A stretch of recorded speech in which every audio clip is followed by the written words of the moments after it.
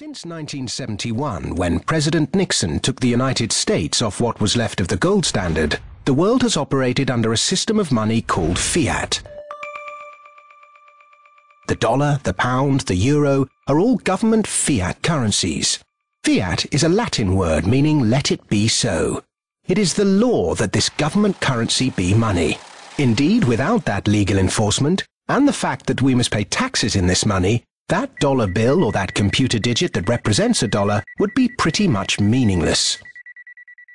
Only the government has the power to issue fiat money, but banks can create it through lending. If somebody wants to borrow $10, a bank can create it from nowhere and lend it. It can then charge interest.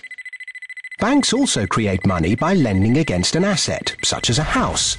They're given the deeds to the house, and they create the money out of nowhere and lend it, at interest of course. Over the last 40 years, since this fiat system of money became the global norm, the supply of money has grown exponentially. In fact, we've seen the greatest growth in the supply of money in history. But who benefits? Of course, those that have the power to issue money, governments and banks. They haven't had to do anything productive, they just create money. Then those companies and individuals that get this money early. They can spend it before the prices of the things they want to buy have risen to reflect the new money in circulation. In other words, they get services, products, assets cheap.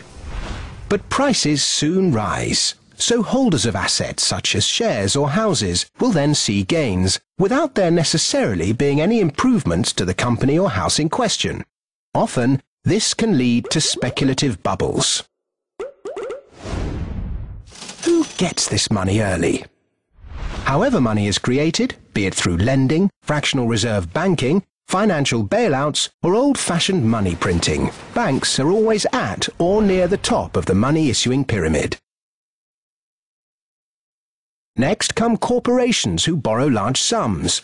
Those on lucrative government contracts for new ventures, particularly overseas. Banks' associate companies and partners.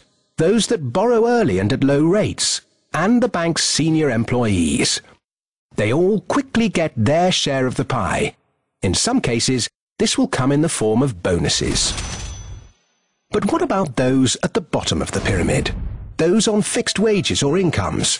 Those who live in remote areas? Or those with savings? By the time this newly created money has filtered down to them, the prices of the things they want to buy have increased. Their savings buy them less, however, and their wages remain largely unchanged. In some cases, they have to take on debt just to be able to afford the things they were previously able to buy, which means they have to go back to the banks.